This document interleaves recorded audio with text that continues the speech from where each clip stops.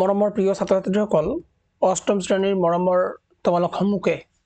সকলোকে মই পুনৰ এবাৰ স্বাগতম জনাইছোঁ আজিৰ আমাৰ এই ক্লাছটোলৈ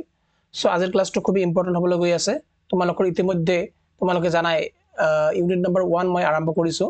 ইউনিট নম্বৰ 1 আৰম্ভ কৰা আছে আৰু যেটো তোমালোকৰ ইউনিটৰ নাম হ'ল পৰিমেয় সংখ্যা বা আমি যাক কি বুলি কওঁ ৰেশনাল নাম্বাৰ বুলিও উল্লেখ কৰিব কওঁ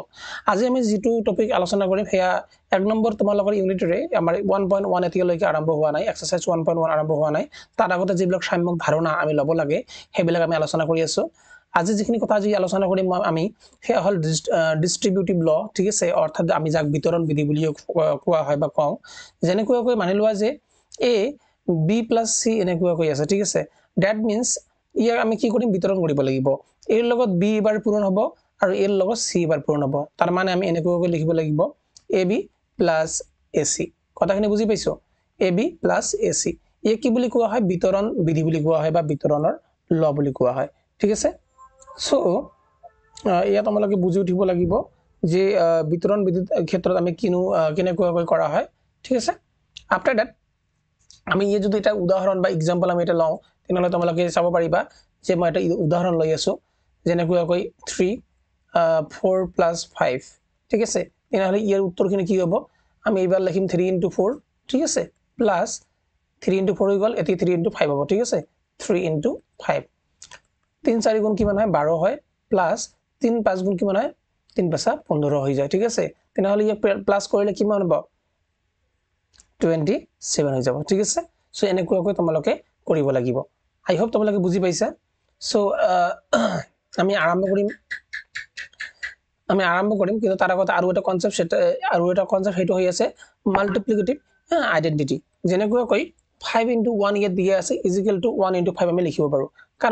কাৰণ কিয় কাৰণ 5 গুণ কিমান হ'ব 5 হ'ব সমান 5 গুণ কিমান হ'ব 5 হ'ব গতিকে 5 * 1000 যিমান হ'ব 1000 * 5 কিন্তু কিমানে হ'ব এই দুটো কি হ'ব সমান হ'ব হয় না নহয় কথাখিনি সো এইখিনি আমি বুজি উঠিব লাগিব বা এইখিনি আমি বুজিব লাগিব ঠিক আছে তাৰপিছত কৈ আছে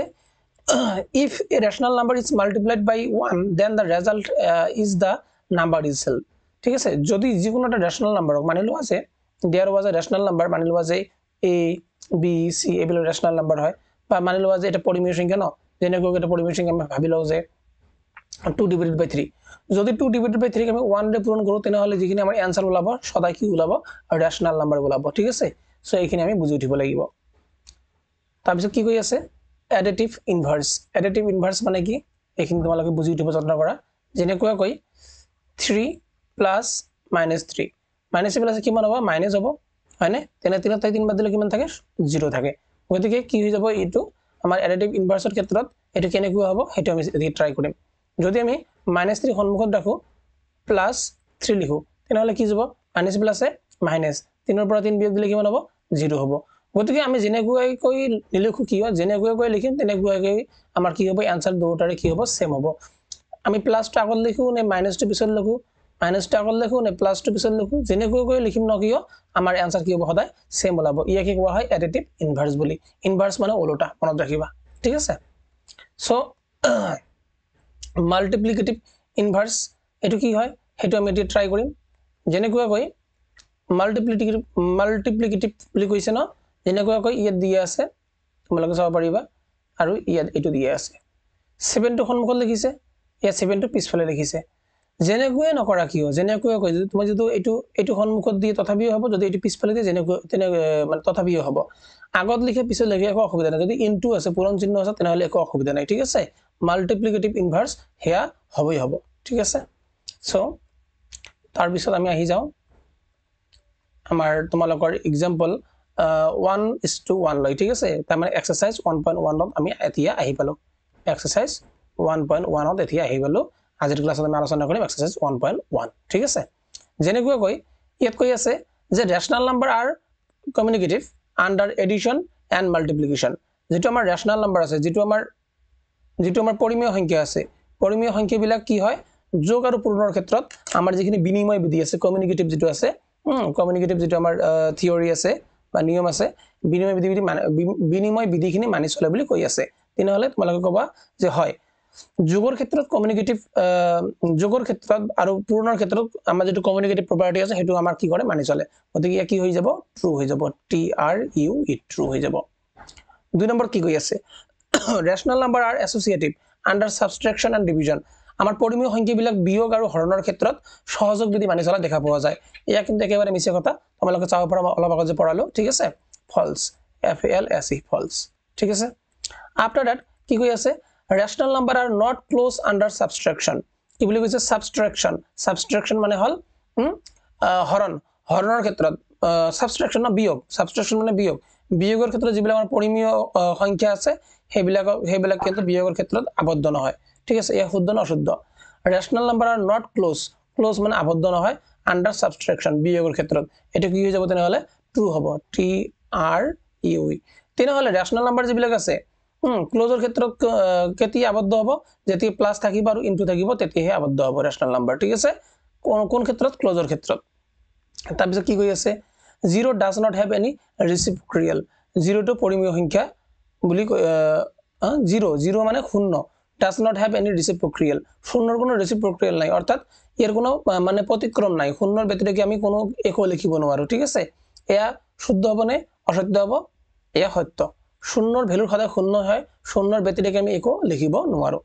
তাৰ পিছত কৈ আছে 0 is a rational number 0 এটা rational number হয় বা 0 এটা পৰিমেয় সংখ্যা হয় তখন তেতিয়া কি হ'ব যে সত্য অৰ্থাৎ ট্ৰু TRUE ট্ৰু 0 এটা কি হয় পৰিমেয় সংখ্যা হয় বা rational number হয় ঠিক আছে মনত থাকিব ওকে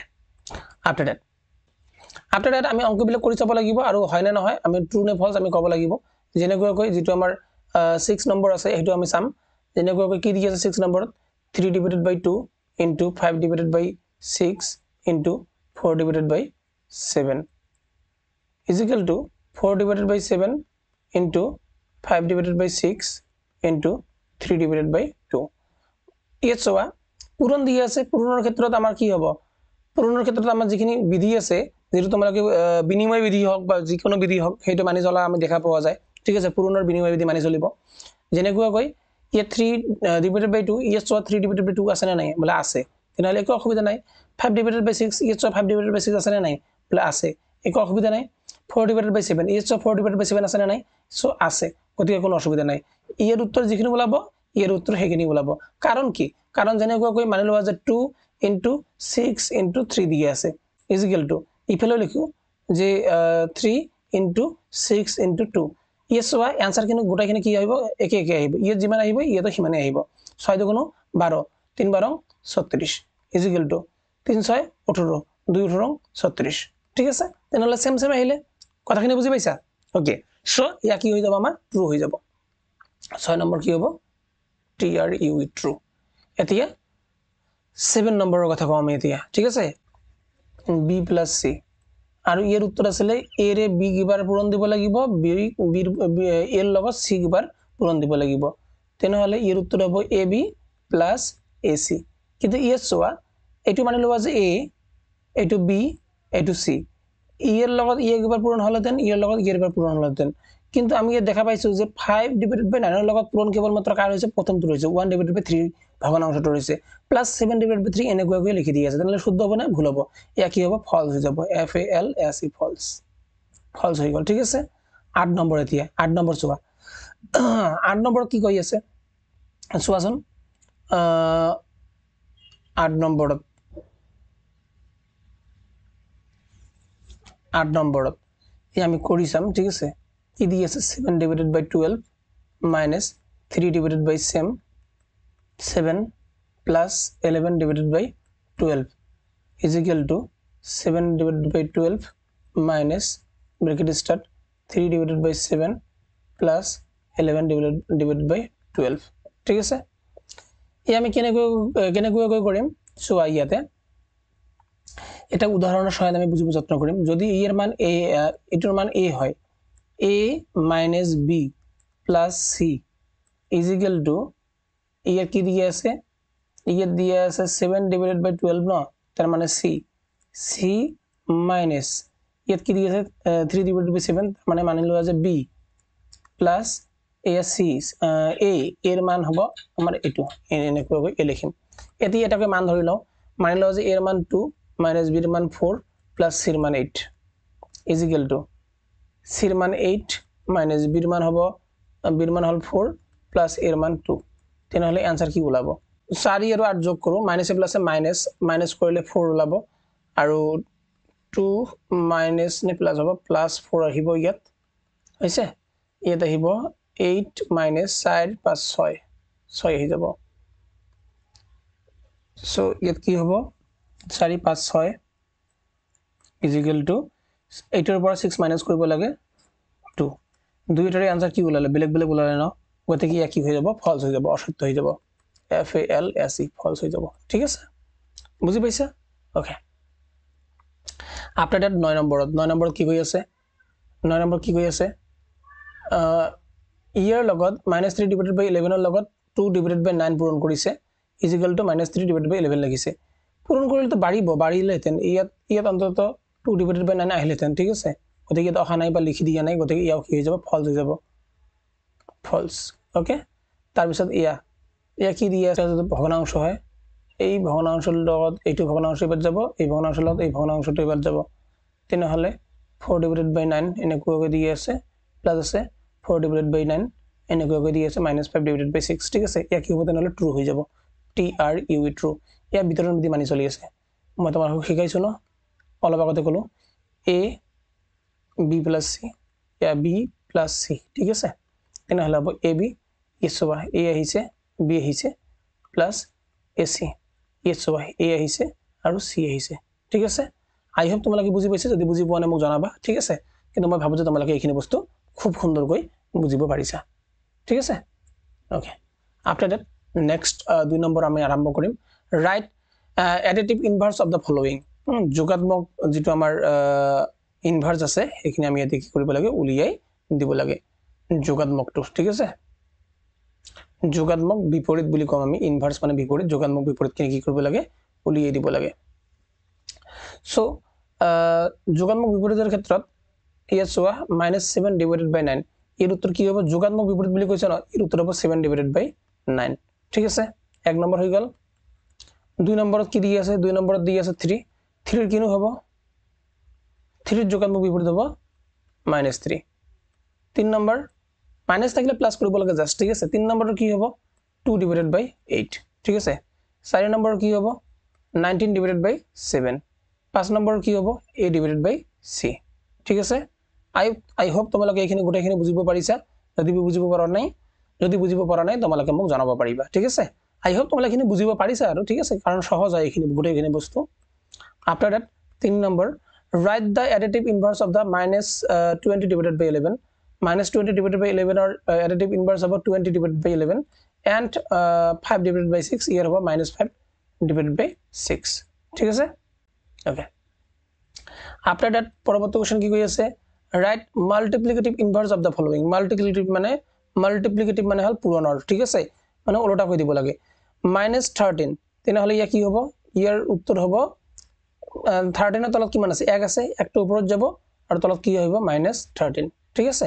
এটোৰ কি হৈ যাব হৰে হৰে পূৰণ কৰো লবে লবে পূৰণ কৰো 4 দুগুণ কিমান হ'ব 8 হ'ব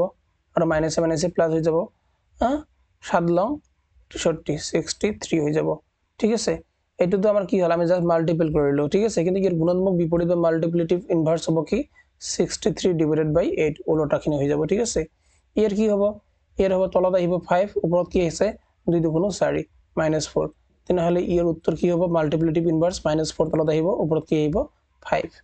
ঠিক আছে আই হোপ তোমালোকে বস্তুখিনি বুজিব পাৰি আছা যেনেকৈ কই -1 তলত কি আছে 1 আছে -1 ডিভাইডেড বাই 1 তেনেহলে ঘূৰিল দেখি আহিব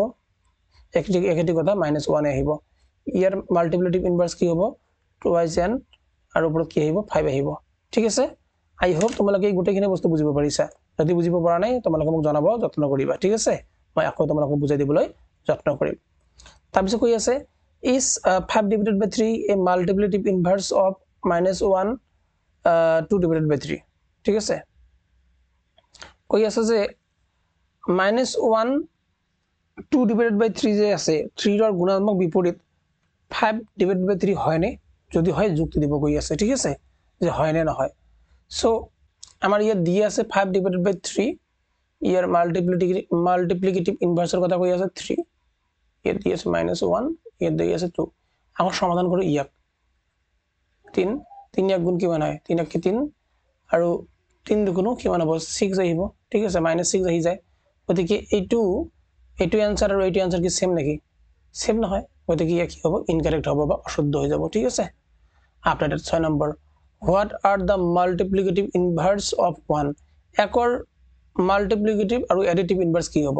মাল্টিপ্লিকেটিভ মানে হল পূৰণৰ ক্ষেত্ৰত তো 1 আহিব 6 নম্বৰ মাল্টিপ্লিকেটিভৰ ক্ষেত্ৰত ইয়া লিখি দি আছো দে একৰ মাল্টিপ্লিকেটিভ ইনভাৰ্স কি আহিব 1 আহিব আৰু এডিটিভ ইনভার্স কি আহিব